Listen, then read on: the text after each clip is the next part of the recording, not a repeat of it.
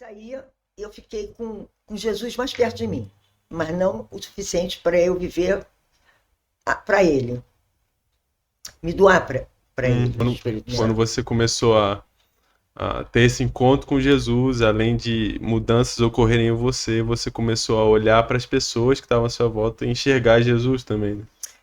De alguma forma, como eu enxergo Jesus em você. Às vezes eu posso enxergar Jesus, uma pessoa, uma coisinha que eu faço. Uhum, A Mônica, quando faz isso, eu vejo só Jesus. E não, mas não interessa, mas é uma coisa já é muito eficiente para uma vida, né? sim. Então você começa a ver que você está dentro de um lugar que você não está mais sozinho.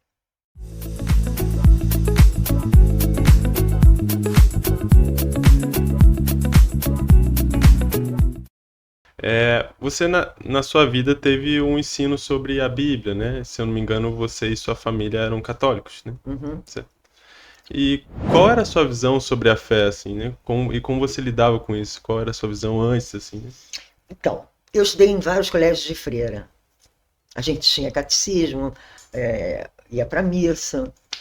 Mas, cara, eu não tinha ligação nenhuma com Jesus, nem Deus. Uhum, Eu ia porque tinha que ir, porque era colégio. Colégio São Paulo é freira. Na minha época não tinha nem. Hoje é homem e mulher, na minha época só tinha mulher. E Estela Maris é freira. Né? Eu estudava em colégio para acreditar em Jesus, mas não, eu não tinha essa educação em casa. Eu só tinha no colégio. sim, Então, você tendo no colégio, você, você não consegue levar isso para o seu dia a dia. Né? E aí foi isso, eu não conseguia. Então, aquilo ali não me uhum, fez mal, mas também não me fez bem. Aquilo ali eu aprendi como se fosse uma aula de geografia, que saindo da escola acabaria, sim. entendeu? Interessante. Então, você buscava esse acreditar em Deus, mas isso não fazia diferença na sua vida, assim, né? Não, porque quando eu chegava em casa não tinha ninguém para continuar falando sobre ele. Uhum, Então, eu achava que seria uma matéria como outra qualquer, e quando eu saísse da escola, não ia precisar dela. uhum, E aí, realmente, eu não podia acreditar numa coisa que ninguém me explicava dentro de casa. Que ninguém tinha fé, ninguém agradecia, na mesa ninguém fazia. Enfim, não tinha nada que eu tenho hoje, por exemplo. É mais ou menos por aí.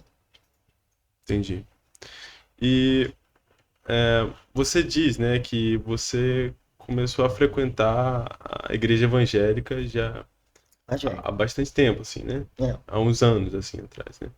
Mas você diz que você também tomou uma decisão, assim, por Jesus, assim, séria, assim, né? Há poucos anos atrás, assim, né? Hum, Poucos anos em relação a anterior. os anos que você diz que você frequenta a igreja evangélica, né? Uhum.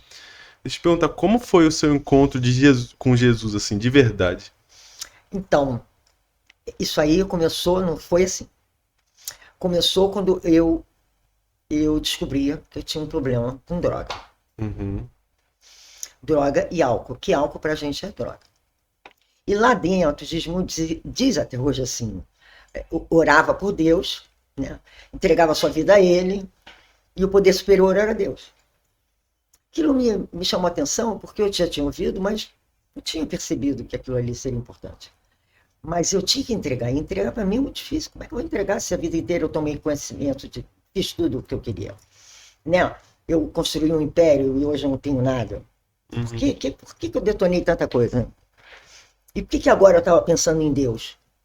Pois bem. E aí nisso, no paralelo a isso, eu fui para uma igreja em Copacabana, cristã. Me identifiquei com aquilo, assim, falava de um.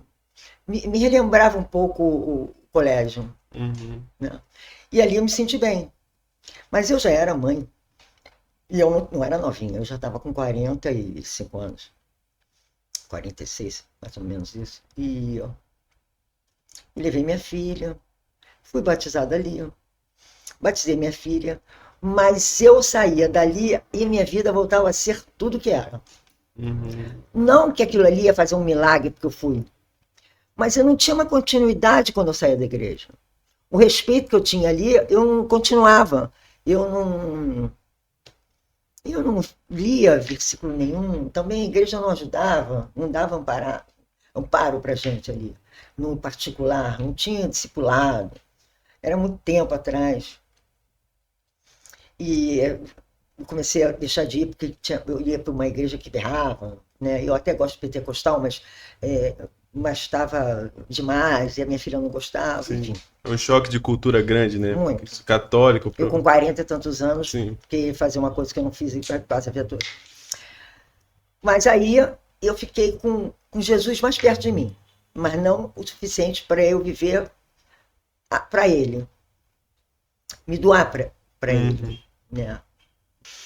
E aí a minha vida continua indo, eu perdendo as coisas, eu ganhando as coisas, a minha filha crescendo, e não sabendo lidar com as dificuldades, não conseguindo me entregar absolutamente nada, né? Não mudou milhões de coisas, mas mudou bastante. Mas aí, minha irmã também não estava, lembrando isso, minha irmã estava já em Joinville, Santa Catarina, eu estava morando aqui sozinha, como sempre morei, né, no Rio de Janeiro. Mas a minha irmã tinha ido para lá por causa do meu sobrinho. E aí, 10 anos depois, ou 15, ele resolve vir para o Rio de Janeiro. Uhum. Já era pastor lá. Mas eu não dei essa importância dele ser pastor lá. Eu não. Como é que se diz? Eu não achei ele bom nem ruim. Normal. Uhum. Contanto que ele não esteja se drogando, não faça as mesmas coisas erradas que eu fiz, estava bom para mim. Mas eu não vi a grandiosidade que estava por trás disso, né? Bom, e aí ele chegou no Rio. E quando chegou no Rio, paralelamente, eu tinha feito muitas coisas erradas, que eu tinha saído do Rio para morar em Saquarema para me distanciar de tudo que estava aqui. Só que eu fiz uma fuga geográfica. Eu saí do Rio, mas eu me levei. Sim. Porque se eu tô indo com a Mônica está indo. Sim. Então isso é uma fuga geográfica, não uma fuga da Mônica. Mas não fugi de ninguém, porque era eu o problema. E aí eu voltei a beber. 20 e tantos anos depois, né? Fiquei limpa. Eu ia completar. Bom, de droga eu completo 28 anos. Mais álcool eu completo 5 anos. Uhum. E eu fiquei lá, detonando mais uma vez, só que eu não tinha mais dinheiro. Aí fiz empréstimos. Aí minha irmã me liga do nada, que eu não acho que é do nada, tudo tem a ver com Deus, né? Nada por acaso. Eu tinha até caído num lugar, um restaurante, e aperta a minha cabeça. E eu me lembro que naquele dia foi muito estranho para mim. Eu abri a cabeça, fui para o hospital, as pessoas me levaram. Eu nem achava que tinha aberto nada, só vi o sangue saindo. E a mulher disse para mim assim, olha, porque eu fiz assim, ai, ela falou, a injeção não está pegando mais, porque você bebeu muito. Então o resto vai ser tudo a sangue frio. Meu. Aí eu falei, cara, onde eu fui me meter tudo outra vez? Aí bateu um pouquinho a ficha, caiu um pouquinho a ficha, mas ainda não tinha caído. Aí minha irmã me liga uma semana depois, que eu estava toda costurada, e disse, você sabe que o Thiago está aí no Rio já há 2 meses, 1 mês? Eu falei, é? Legal. Mas eu fiquei num legal, eu fiquei quieta. Acho que daqui a pouco o Thiago ligou, perguntando se eu queria ou precisava de alguma coisa, sei lá. Se comprometendo a me ajudar de alguma forma, ou se aproximar de mim, né? Até porque a única família que ele tinha aqui era eu. Uhum. O pai estava em Joinville, a mãe também. Era a Mônica que ele tinha. Aí eu falei, do nada, que para mim, hoje eu sei que foi Deus que falou, cara, aproveita esse gancho do seu sobrinho e sai desse lugar. Uhum. Né? Eu falei, sabe de uma coisa, Thiago? Não foi no mesmo dia, foi um tempo depois, uma semana depois. Eu sei que ele veio para cá em julho, né? Em setembro eu cheguei. E aí, hoje a gente está quase em setembro, né? Dia 1º de setembro foi quando eu cheguei no Rio. Uhum. Vai fazer 5 anos daqui a uma semana. Olha só. Muito legal, agora eu lembrei. Interessante. E que o Thiago quis até me apoiar em Saquarema. Uhum. Eu disse, não, tem um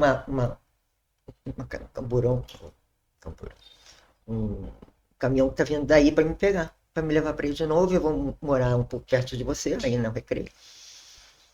E aí eu comecei a conviver, vou encurtar a história, porque é muito grande. Claro. Conviver com ele, com a Agatha, com os filhos, com meus sobrinhos netos, que eu não tinha mais família aqui.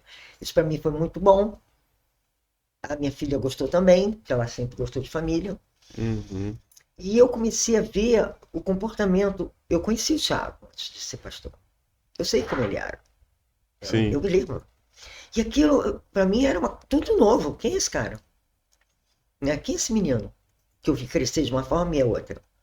Né? E ele muito amável, muito educado, muito isso, muito aquilo. A Agatha também, arrumaram o meu apartamento, me ajudaram, eu ajudei eles. E no Natal passamos juntos. Foi muito bom. Eu pude ajudar dividindo coisas, dando presente. Foi legal, né? Sim.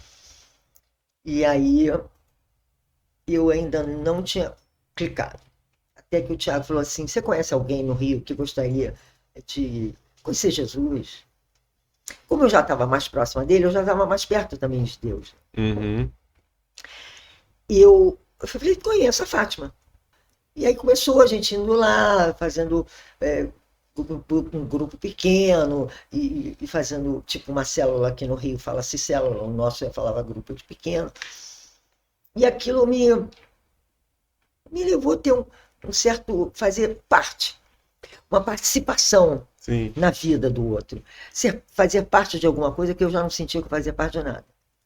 Né? Eu já tinha entregue a minha filha porque eu entrei em depressão e já tinha uma aposentadoria forçada por depressão, já tinha entregue a minha filha com 13 anos para o pai para cuidar, porque eu não estava conseguindo, não por causa da droga, eu já tinha parado há mais de 20 anos, mas eu estava depressiva, então eu precisei que ele me ajudasse. E aí eu estava meio sozinha, e eu falei: pô, o Thiago chegou. No fundo, foi a melhor coisa que me aconteceu. Sim. Com a convivência com o Tiago, com a Agatha, os meninos, eu comecei a descobrir que Jesus era tudo que aquelas freiras falavam. Uhum. Que ele era realmente o que o bando de história que você leu falava, né? O que eu aprendi quando era pequeno. Sim. Que eu não me esquecia com 11 anos. E eu fui pesquisar, a vovó falava.